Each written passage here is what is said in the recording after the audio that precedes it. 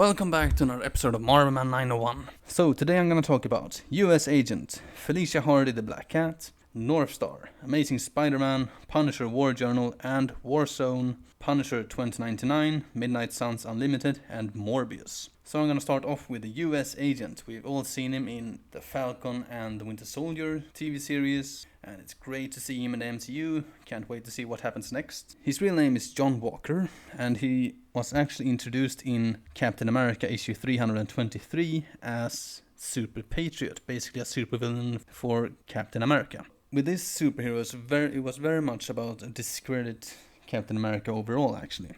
It was in fact so much so that not only this, of course, but a lot of things happened in Captain America's life at this time, so he basically just decided to put down the shield, basically, and stop being Captain America. Instead, he became the Captain. While this happened, John Walker was actually asked to take up the shield as the new Captain America, the sixth Captain America. Naturally, he did this. It was basically his goal all along to become the new Captain America, to basically become the new face of America overall, actually. To learn a little bit more about him, is basically a soldier guy. I mean, very talented in fighting and obviously very strong and stuff like that. He has also been augmented, well, his strength has been augmented by the Power Broker and naturally Carl Malus, which was basically the guy who augmented everyone at this time. And naturally during this time, which was the 80s, many people have had this. It was basically this whole wrestling thing, and Demolition Man among others had the same kind of augmentation, such as naturally Battlestar, which we could also see in the MCU TV series. John Walker was very rough, and he was getting unhinged more and more over the passage of his time as Captain America. And naturally, the fact that the Watchdogs, this basically terrorist organization of sorts, basically actually killed his parents in front of him, kind of made him snap. He basically slaughtered them. I mean, it was very brutal, killing all of them, and then was arrested, basically letting himself be arrested for this. So naturally, John Walker was a complete wreck after all this, and eventually the US government actually faked his death so that he could change his alias from John Walker to Jack Daniels, and then become the US agent, and basically forcefully joined the West Coast Avengers, and actually being a part of this team until the very end. He has always been the kind of character who is kind of rough. I mean, the guy we saw in the MCU TV series wasn't even close to how rough he actually is. I mean, in his manners and attitude and all that. Although he was a fairly good representation anyway. Naturally, he joined the Force Works when the West Coast Avengers were dismantled, and that's basically as far as I've read about him. Okay, so we're gonna go forward now to Feliacia Hardy, the Black Cat, issue 1. Very excited actually to find this issue. It was very difficult to find, and I actually just recently got it, pretty much on the day that I posted it on my Instagram. And this is from 1994, and it basically begins with Black Cat and Spider-Man fighting Cardiac. If you know Cardiac enough, you probably know that he's basically fighting people who are trying to profiteer or something in the likes of that when it comes to cancer. He's very much against that, naturally, and most people are, but he is extremely against this. And the building that he was basically trying to sabotage was basically tied to this as well. And Spider-Man and Black Cat managed to defeat Cardiac, but Cardiac basically ran away. Black Cat and Spider-Man basically remained at this building to basically make sure that it didn't blow up, and then Spider-Man took off after Cardiac. Black Cat meanwhile stayed and eventually talked to the owner of the building and the corporation overall, actually, called Paul Proust, and basically got a mission from him to basically find this thing called Chimera that was basically, well, it was fairly unknown actually what it actually was, more than it was very important for him to have. So naturally, she being looking for money and all that, basically went for it. So she went to this yacht on the middle of the ocean or something like that, and basically infiltrated it and fought Face and his mechabites, apparently.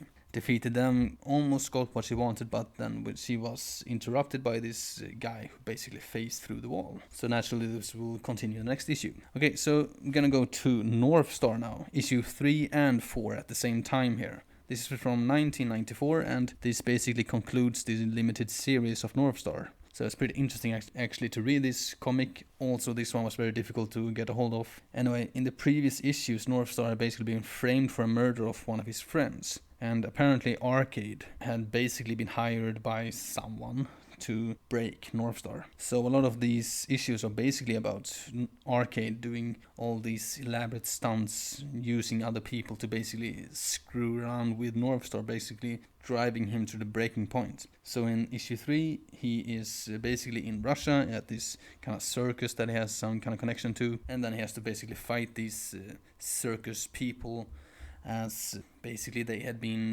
hypnotized or mesmerized or whatever, basically used by Arcade. Eventually he managed to basically defeat the circus people, but then was attacked by Weapon Prime, basically the Canadian new superhero team, as Alpha Flight was basically dismantled in the last issues of Alpha Flight, naturally. After a lot of fighting, Northstar naturally defeated Weapon Prime, all of them really, and managed to get away. However, he ends up in yet another trap set by Arcade, and is then surrounded by some very odd-looking villains. So in issue 4, he fights these villains and actually gets help from his fellow Alphan called Guardian, who basically says to him that we are, even though we're not in the same team anymore, we're still basically family. We've been through so much together that, yeah, nothing can break that. So they fight these obscure villains called Mr. Nice, Link, Shortfuse, Barb, and Sadista. Defeats them, and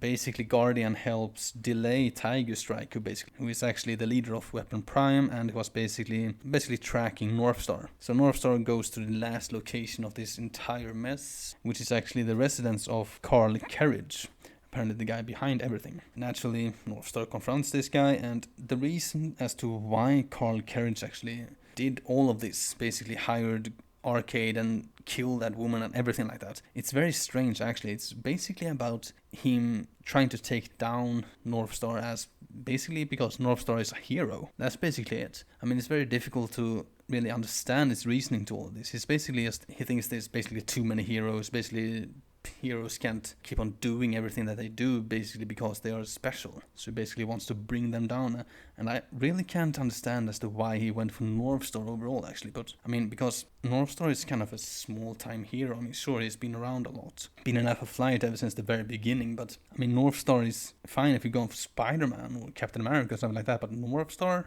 that just doesn't make any sense. But anyway, he basically defeated the very, very tired Northstar, who's basically been on the run for like 3 days or something like that, non-stop, being beaten left and right all the time, basically. Anyway, Northstar eventually took a chance and defeated Carl Carriage and actually got the evidence he needed to clear his name. So that's it for that limited series, and now we're gonna go to 1965 with Amazing Spider-Man issue 30. This introduces the cat burglar known as the Cat. So a lot of things happens in this one, a lot of drama stuff. Basically, May being very sick. Unfortunately, a lot of this actually happens in the 60s. I remember most of the issues there actually some kind of illness befalls her, which gets a little bit too much at times actually. But yeah, okay. Also a lot of drama with Betty Brandt. Basically, she's still in love with him, and he's kind of in love with her too. But it's a lot of messy stuff there. He has to keep things secret. He works with a dangerous profession, which she doesn't like him to have. Yeah, it's stuff like that. All the while, this guy called the Cat basically is terrorizing New York, stealing things from people, from J. Jonah Jameson, among others, I believe. Eventually, Spider-Man basically catches up to him and defeats him fairly easily. A lot of chasing though, but eventually the Cat is arrested by the police. Okay, so going back to 1994 now with The Punisher War Journal issue 68 with the fourth part of the Pariah storyline. Basically where Punisher is basically taking the consequences of the killing Blackwell in the end of Suicide Run. Blackwell naturally being part of Vigil, who's vigilante hunting force basically.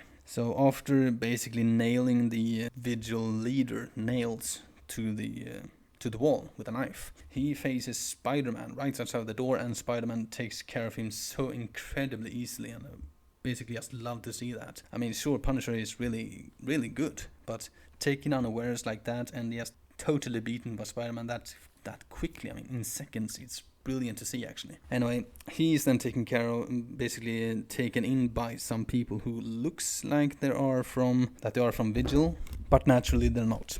Apparently they were working for this guy called Machette. Basically this bad guy, very much behind the scenes kind of guy. Apparently he's been around in the whole Pariah storyline but you only seen very, very little, barely even noticing him. Punisher basically escapes from Machette, and Machette is not happy about this, naturally. So the next issue I'm going to talk about is Punisher Warzone issue 29 from 1994. This also continues from previous issues, basically where Punisher had been enslaved in South America. Now, Microchip basically hired Iceman, apparently kind of good friend somewhat, at least to Punisher from the Vietnam days. Anyway, these two basically busted out Punisher in previous issue, and now they're basically trying to escape and survive in the wilderness. They're basically fighting alligators and other bad guys, basically. They somehow managed to get away from there, and well, things are not exactly over just yet. Apparently this other bad guy, who we don't really know who he is just yet, is out to get Punisher. Alright, so we're gonna continue with the Punisher, but this time it's Punisher 2099 from 1994. This is issue 18. So we're introduced to Goldheart, who we could see just a little glimpse in the previous issue, but now we get a full origin of this guy. Apparently he was working with the police alongside Jake Gallows before he became the Punisher, and basically were partners. He saved Jake Gallows' life, and now though he is a little bit different. He's kind of changed. Naturally, Jake Gallows, or Punisher, is very upset with his friend from previous issue, and even so much so that he even considers killing him, but he doesn't, and then he is faced with Goldheart, which we will see in the next issue. So we're gonna go into the horror theme right now with Midnight Suns Unlimited issue 6 from 1994. Now these issues usually have a couple of stories, basically 3 stories, give or take, featuring the Midnight Suns. Now this one focuses on Doctor Strange and his relationship to Clea, basically fighting this the same vampire 3 times. This vampire called Verdelet or something like that. Basically he's like the heir to Varney. Basically the strongest, at least the oldest, somewhat at least, vampire out there. And Doctor Strange and Clea basically first met Verdelet at a kind of, not exactly a concert, but similar to that, where they basically killed him, or so they thought. Next up, they actually encounter him yet again while Verdelet is fighting Blade. Yet again Clea kills him, as they thought, but not really. Last but not least, we got Ghost Rider, the original flaming head Ghost Rider, naturally, being John Blaze, basically being captured by Verdelet, and Doctor Strange and Clea basically shows up and kills him yet again. Who knows if he stays there this time or not. Alright, so last issue for today is gonna be Morbius issue 23 from 1994. This is the 3rd part of Dance of the Hunter, which basically is about this rogue CIA agent known as Randolph, or FBI agent, I don't remember. Anyway, this guy called Randolph, who was being hunted and killing people as well. He was actually being hunted by not only by Morbius and Spider-Man for that matter, but by Vic Slaughter, who obviously is a villain of Morbius. Spider-Man, Morbius, and Simon Stroud, an old enemy of Morbius actually, basically join in a very uneasy alliance, basically to take down these 2 villains, both Randolph and Vic Slaughter. So eventually they manage to track them down, and well, basically Vic Slaughter is somewhat defeated. Well, with this guy we never really know, he's damn immortal actually. Morbius basically hunts down Randolph. Randolph then basically kills himself and then is blamed. Morbius is basically blamed for his death by Spider-Man. And Morbius is then basically arrested, but he is getting help from the inside, basically from the police that arrest him. So he basically is let go yet again.